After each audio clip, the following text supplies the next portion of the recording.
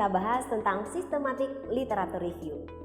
Seperti yang kita pahami bersama, literature review merupakan landasan awal bagi seorang peneliti sebelum mengembangkan ide-ide terkait objek penelitiannya. Kenapa? Karena seorang peneliti perlu mengetahui apa yang sudah dilakukan orang lain dengan penelitian yang sama yang akan dia bahas. Jangan sampai penelitian yang akan kita bangun ini atau kita kerjakan ini sebenarnya telah dilakukan oleh orang lain dan justru memberikan keberhasilan yang jauh lebih baik dari apa yang ingin kita lakukan. Orang lain sudah bergerak maju, sementara kita baru akan memulai. Itu sesuatu hal yang tidak boleh kita lakukan. Baik, sebelumnya kita perlu mengetahui apa fungsi kita melakukan systematic literature review, kemudian bagaimana menulis dan mendokumentasikannya, dan tentu saja ada etika-etika tertentu yang harus Anda jaga dengan baik pada saat Anda melakukan studi literatur. How to map a literature review? Bagaimana Anda memappingkan literatur review berdasarkan beberapa temuan yang Anda lakukan pada saat Anda mengkoleksi beberapa literatur tersebut? Yang pertama, setelah kita melakukan definisi yang lengkap terkait problem kita perlu mencari beberapa sumber pustaka yang kita sebut dengan review tadi. Kita dapat menggunakan beberapa source, diantaranya adalah buku-buku, kemudian jurnal, conference proceeding, tesis, ataupun company report. Tujuannya adalah selain ingin mengetahui apa yang sudah dilakukan orang lain dan bagaimana keberhasilan orang lain di luar sana, tetapi juga untuk mengetahui bagaimana nanti kita mampu menyajikan data dengan baik di dalam paper dengan tetap menjaga etika di dalam melakukan penelitian. Etika terkait literatur review ini adalah yang berhubungan dengan citasi. Bagaimana Anda mengambil atau mengadopsi apa yang sudah dipublish orang lain kemudian Anda citasi di dalam paper Anda. Dan itu disebut dengan etik di dalam melakukan citasi pada penelitian. Pendekatan yang dilakukan pada systematic literature review yang pertama adalah scope. Misalnya Anda membahas tentang Internet of Things pada transportation. Anda perlu mencari keyword. Scope Anda itu yang pertama adalah transportation. Berarti keyword yang paling penting yang utama adalah transportation. Kemudian Anda perlu membatasi apakah transportation di sini adalah transportation public atau transportation private. Kemudian bagaimana Internet of Things akan Anda gunakan terkait transportation tersebut. Nah, keyword-keyword ini akan menentukan scope Anda. Berikutnya, Anda perlu menentukan research question. Apa yang ingin Anda capai? Misalnya Anda ingin mengetahui sebenarnya masih ada nggak sih peluang yang sangat besar terkait pemanfaatan IoT di dalam transportation. Nah, jika itu yang ingin Anda lakukan, maka Anda perlu membuat research question terkait hal tadi.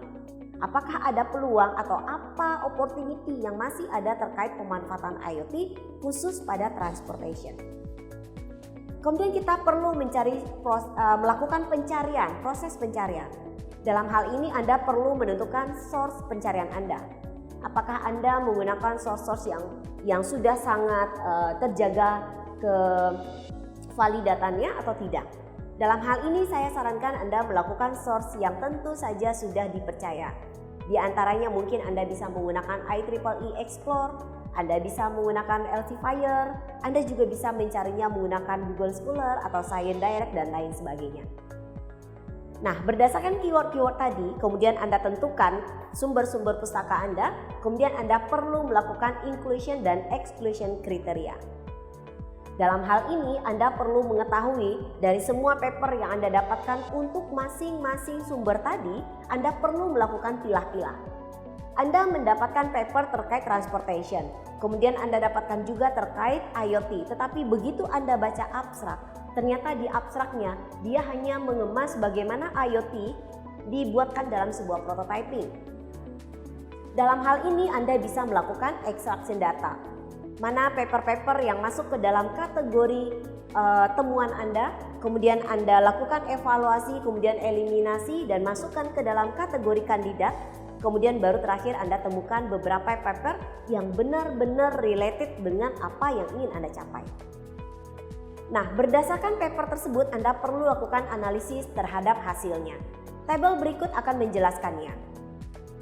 Mapping literature review Anda bisa pilah-pilah seperti ini. Saya akan jelaskan bagaimana literatur review ini terkait dengan topik-topik Anda dan Anda perlu lakukan dalam bentuk seperti ini. Di sini saya berikan contoh 5 sumber terpercaya menurut saya yang bisa saya gunakan sebagai sumber paper.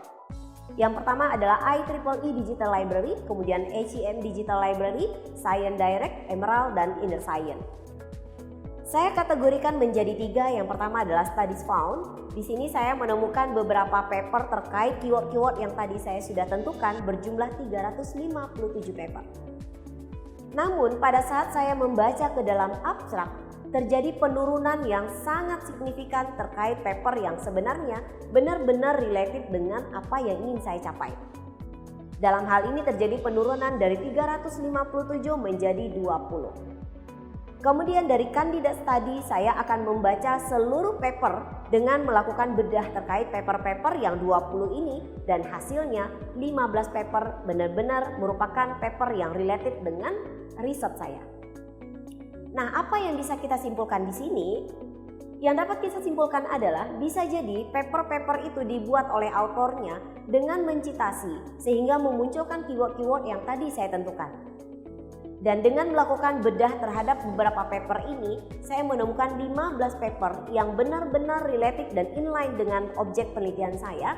Dan kemudian saya tinggal melakukan kajian menyeluruh, baik dari segi metode, baik dari segi limitation, baik dari segi next feature, baik dari segi hasil yang mereka dapatkan dan sejauh mana mereka melakukan validasi terkait hasil penelitian ke-15 author di dalam 15 paper ini.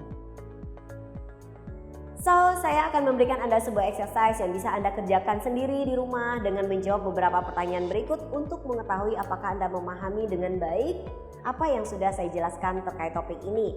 Yang pertama, apakah Anda dapat melakukan riset tanpa literatur review? Mungkin nggak ya? Nah, itu perlu Anda pikirkan dengan baik.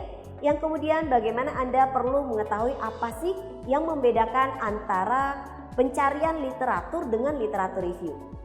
Pencarian literatur Anda bisa mencari banyak sekali objek di luar sana yang pernah melakukan penelitian yang sama. Tetapi literatur review Anda melakukan kajian, Anda melakukan analisis sehingga Anda menemukan gap dan disitulah peluang novelty Anda.